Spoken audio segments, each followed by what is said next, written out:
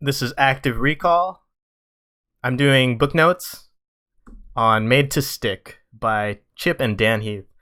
It's about storytelling and what makes things sticky, what makes ideas sticky, and a lot of that has to do with stories. So these are just three ideas from it. There's plenty of others, and I wouldn't even say that these are the main ideas, but I'm just trying to remember some themes from different books. And one of them is urban legends, the second, schemas, and number 3, novices versus experts.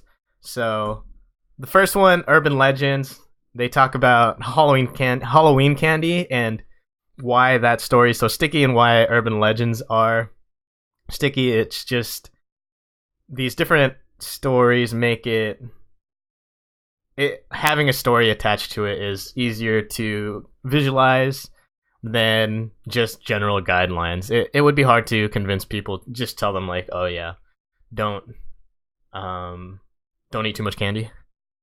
But it just made me think of different stories from when I was growing up that I believed that were just kind of, it's probably a combination of being a kid and then just at that time there wasn't Snopes, things like that. So one of those ideas was Lex Luger's elbow being bionic. So Lex Luger, not to be confused with Lex Luthor. Lex Luger was a WWE, at the time WWF wrestler. I remember just kids saying that Lex Luger had this bionic elbow just filled with, I think it was part of the storyline too, that he had a robot arm or something is what it got construed to. But there are just a lot of those stories in wrestling. And I mean, I grew up thinking wrestling was real until probably middle school. So any story seemed like it was real. There's plenty of those in wrestling. So that was fun to remember. Then number 3, it's not just urban legends. It's other things that have stories attached to them that people believe, I guess. Not that the food pyramid is an urban legend, but growing up, basically you were supposed to eat a loaf of bread, and that was how you got your energy.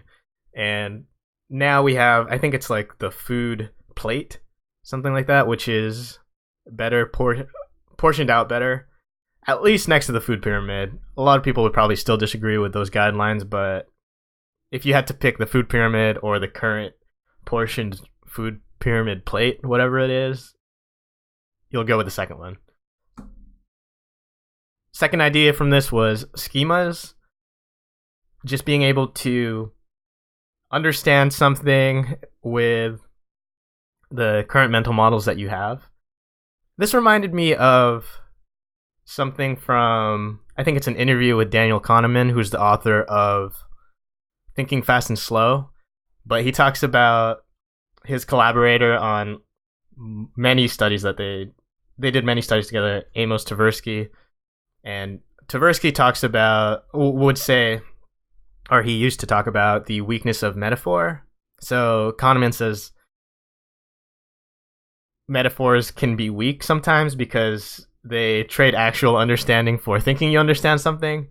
But I guess, yeah, it becomes this, if it's really important to understand the details of something, then being so stuck in a different mental model can hamper that ability. But to understand the basics, it does seem like metaphors and analogies and using your existing schemas is the right way to go.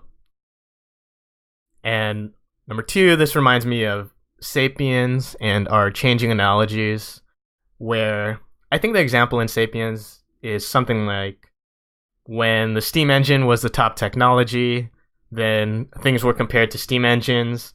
Armies and different military things were compared to steam engines. That was a metaphor that we had. And now, the past probably 30 years, 20 years, we have these analogies that are based on computers. So our brains are CPUs and we have limited RAM. So we can only, our short-term memory versus our hard drive. So our RAM and hard drive and the short-term and long-term memory. And it makes me wonder, just like, what will our analogies be in the future? I'm sure there's going to be, smartphone analogies, things like that. Or even like the cloud currently in the past, say, decade. There's probably analogies that go with that. So where you offload your thinking, you can think of just storing it somewhere else to keep it safe there. And then this just reminds me of, even in the last 30 years, we used to have this, icons can be like computer icon, like, graphic design and icons represent something else. So this is where the icons are metaphors for things. So for the longest time, we had floppy disks that represented saving. And now floppy disks, basically, for all intents and purposes, they just don't exist anymore. So that icon needs to save, but because of the cloud, there's autosave, and you don't really explicitly save things as often anymore, so no more floppy disk icons. Then the third idea from Made to Stick, they talk about novices and experts, and it kind of goes back into schemas. So this reminds me of Josh Waitzkin, the author of, I forget what the book is called, The Art of Learning, I think, something like that. One sec, I'll look it up. Yeah, it's The Art of Learning. So Made to Stick talks about novices and experts. So novices look at the specifics, and experts are able to, they've mastered this, like the low level specifics, so they can think more abstractly. So Josh Waitzkin, he wrote The Art of Learning, but also is probably, I guess, like better known for, what is it? It's Searching for Bobby Fischer. So that is based on his life growing up as a chess prodigy. But in the book, he talks about how when he was training and learning chess, a lot of kids would be taught openings, and a lot of openings. And the thing with openings is you can counter them if you recognize them. So once that's mastered, the more important part for Waitzkin was learning closings and learning these positions.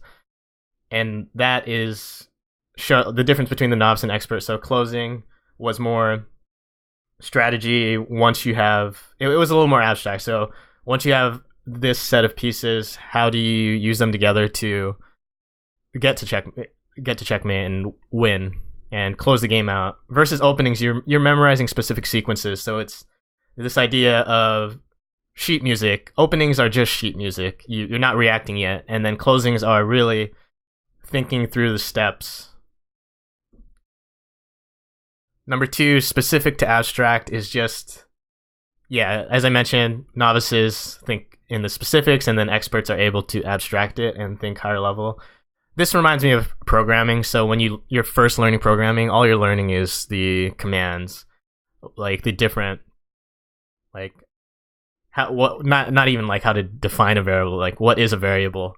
Whereas experts, they're thinking of architecture and things like that, how these different systems will work together, how the functions will work together, instead of wondering like what a function is or how this loop will be parsed, or I don't know if parse is the right word. But the third connection, this is just hard skills versus soft skills. So novices can work on the hard skills, and then the experts work on soft skills. So that's what I've seen in some different areas that I've worked in, is when you're starting, you're thinking of the hard skills, and then the experts are the ones that really work a lot in the soft skills. So as mentioned with programming, it's like the soft skills are just communicating with the other teams and seeing how this will work, whatever you're programming or whatever the people you're managing are programming, how the different systems will work together. So,